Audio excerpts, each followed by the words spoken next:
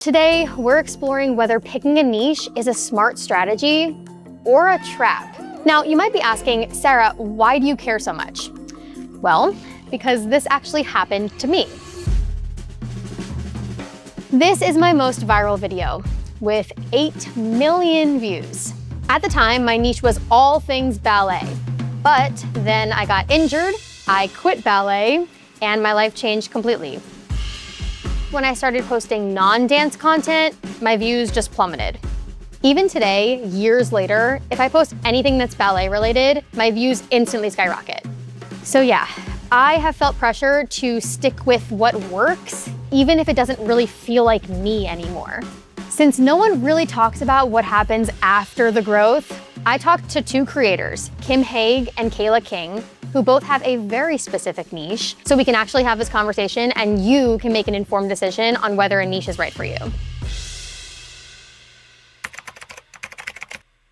So when it comes to picking a niche, most creators pick something that defines them, something that they're really passionate about. My account is Celiac with Kayla, and so as the name kind of says, I am in the gluten-free celiac space, and I decided to niche down into that because I was diagnosed with celiac when I was 8, and so it was always my goal and mission to help people feel more confident, specifically with eating out, and then it kind of expand a little bit broader, and now I do more products, eating out, traveling. So I have expanded within that niche a little bit, but people usually know me for, eating out with my celiac. My name is Kim, and my niche is Disney, specifically Disney travel. I am a travel advisor that specializes in luxury Disney vacations. In terms of choosing this niche, I started my account as a way to put all of my family's Disney trips that wasn't bombarding my personal account with all of that in case people were tired of seeing that. And then it evolved into, I started planning people's trips. So that's really when it went from just being like, oh, look, we're in Disney to, okay, here's the tips, here's the tricks. And it became more of a business than just here, let me post my pretty pictures. For both creators, their niche actually turned into their business. Kim helps clients plan Disney vacations, and Kayla does celiac-related brand deals, affiliate deals, all that sort of stuff. And it was their super specific niche that helped them get there. I think having a niche has been incredibly helpful for growing my account, especially in a really small niche like the gluten-free space. It's not like the health and wellness space where there's a million creators. There are a lot of gluten-free creators for sure, but I know a lot of them. At this point, I feel like by niching down into that space, I really became known for something, which helped me stand out kind of amongst the crowd. If you go on my account, you know what's going on right away. Looking through, you see Disney, you see my family in Disney, you see, real covers that are all Disney. That's your spot. And it's very clear from the get-go. I guess where the challenges come in sometime is if you try to vary from that a little bit, it falls flat. That content's not going to do well. I already know. Even things that are still in the Disney sphere, but not the parks. 2 years ago, I went to Europe for an Adventures by Disney trip. And it's not your traditional characters, Mickey Mouse, theme parks. It's traveling through Europe with the Disney brand. So you're getting the Disney storytelling, the Disney level of service. But aside from my stories and people wanting to see that, if I use that content to kind of advertise for other trips that people could take or, the next thing, no, it doesn't perform as well.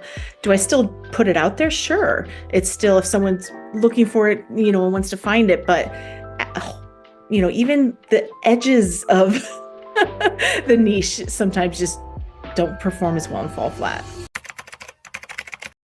The problem with niching down is that it's really hard to unniche. Let's jump to a blast from the past. Fred. Look out, people, because here comes Fred. Fred. Fred was a character who was played by Lucas Crookshank, and let me tell you, my 10-year-old self was a fan. Hey, it's Fred! Hey, it's Fred! What are your talents, Fred? I'm a good singer. No! Ow! You're a great singer.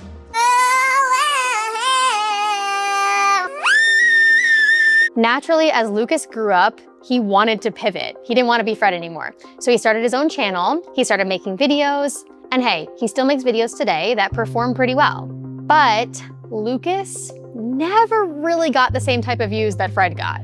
And nowadays, I can't help but wonder if he misses Fred's millions of views, or if he's just happy he doesn't have to listen to that voice anymore. Similarly to Lucas, Duke Depp grew 19 million TikTok followers thanks to his Willy Wonka videos. Remember him? Yeah, I can't get that video out of my head either. Well, eventually he wanted to share more content as himself. You know, like you can't be Willy Wonka forever, right? But whenever he posts videos as Duke, they never perform as well as his Wonka videos. And because of that, he's still Willy Wonka-ing it today. Even though Lucas and Duke tried to pivot away from their niche-down characters, it's pretty obvious that those alter egos perform better. And no, it's not just characters that get stuck in this niche box. Imagine if Michaela Nogueira suddenly switched to food reviews, or if Wisdom K started making baseball videos.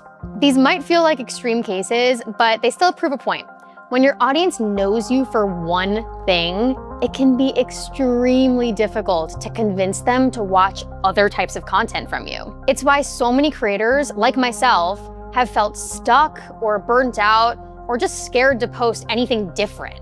I am particularly struggling because like I love creating gluten-free content. Like I don't feel like I need to come out of my niche per se, but just from like first a business perspective, like I am doing a good job monetizing my content, but also like there's only so many gluten-free food brands, and so I've like wanted to try and like expand into the wellness space more, or like certain things like that. But like every time I post more like wellness stuff, it just doesn't do as well as like the pure celiac gluten-free stuff. It was very relevant because like yesterday or maybe it was like 2 days ago, but I spent like a really long time creating this video about like a 4-day backpacking trip I went on. And like I kept it like kind of food focused, but it was very much around like here was the hike and like this is what we did, and like we had to like, you know, go through waterfalls, and like it was yes food, but like also more like wellness, hiking, like travel stuff. And that like totally flopped. And so it's like, why would I spend 4 hours, you know, trying to do this like whole recap of like a travel or like camping trip or thing that I went on when it's not going to do well. But at the same time, like I still create it because I like want to share those experiences, and I think some people definitely appreciate it. But yeah, it's hard because it's like doesn't really help me grow at all. So let's get real here. Is it possible for a creator to pivot? Sure, but not without a challenge. Like I said earlier, it can be really hard to get your existing audience to suddenly like something else from you, which is why we start to see a lot of smaller creators starting new accounts. I think you can probably shift adjacent, but I don't think you can do a complete 180 without losing a big chunk of followers, or just having a big dip in engagement. If I truly wanted to go another direction or add another branch onto what I do, I probably am just gonna have to start another account. I don't have the bandwidth for that right now and the time to properly do that. However, if I truly wanted to, you know, sell all-inclusive vacations or, you know, something like that and expand what I did, I think I'd have to start another account and have 2 accounts and, you know, maybe cross-reference them every once in a while, but the core of it, each one having their own thing. But there are multiple creators who have successfully pivoted or just avoided the niche trap altogether. Anna Sitar is a really good example of this. She started out posting a lot of Starbucks videos and kind of became that girl, the Starbucks girl. But now she's posting lifestyle content and relationship content and traveling and photography and running marathons. She can kind of post whatever she wants. Chris Olsen is another great example of someone who never really had a niche. People just loved his personality and they would follow him for that. Brittany Broski went viral as a literal meme. Remember Kombucha Girl? And now look where she is. She's totally crushing it.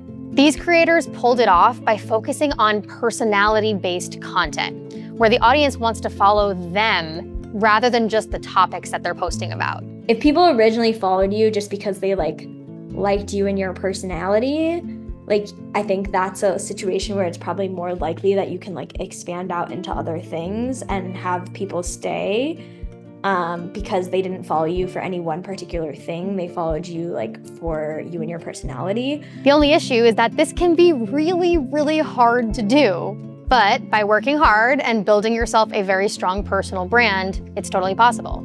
I'm not gonna lie to you, pivoting will probably be really, really difficult at first, but give it some time, consistency, and patience, and you will get there. Coco Moco is one of those creators that I personally remember from like the early days on TikTok. And nowadays, she's got over 1 million followers, and she's an entirely different creator. She still somewhat has a niche within trend predictions, which is kind of what she's become known for now, but she's built enough of an audience that likes her for her that she can post really whatever she wants and she still gets the same level of views, which is a major success story in my book. After talking all about feeling stuck and feeling creatively burnt out, I was super surprised that when I asked Kim and Kayla whether they regret niching down, they both said no. I don't feel like I'm ever going to truly abandon, being the Disney adult. I will own it. And we're a Disney family. We, just got off of a 7-day spring break cruise, and my daughter is hooked. After last summer, our first one, she was hooked. This time she's really hooked. Even my husband is going, okay, when's the next one?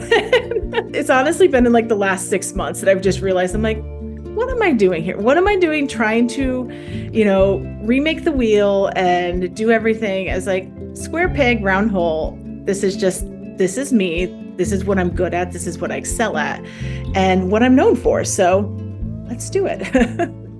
It's who I am. People really respond to authenticity and just like you being you. And so create content that feels authentic to you. Like thankfully my celiac content like still feels authentic to me. So that's why I'm like, I think it's okay that like I'm still in my niche. Like if I was at a point where like celiac content like did not feel me anymore, and it like, like I know there's another creator in our space that I've talked to a lot that kind of feels that way, where she's like, I just like, like I love my celiac content, but I feel like there's so much more for me. Like I'm okay with my celiac content right now. Like, yes, there's like a lot of things that I would expand into, but it still feels like very authentic to me. So if you are at a point where it doesn't feel authentic to you, like go into the direction that like your life is taking you, because at the end of the day, like people are going to connect with you in your journey.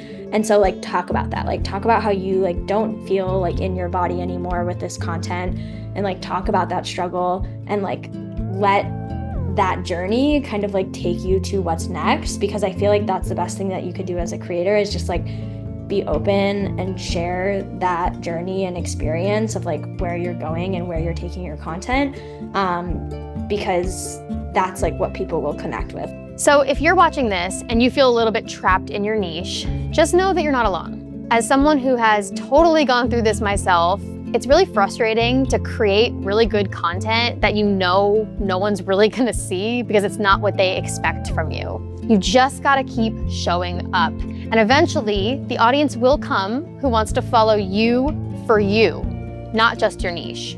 And heck, if watching this far made you realize that you genuinely do love your niche and you don't mind having a niche, good for you. So what's the takeaway from this conversation? Niches are not evil. They can definitely help you grow, especially if you're a new creator. But if you're feeling boxed in and burnt out, just remember that it's okay to evolve. Some of your favorite creators have done it, and you can too.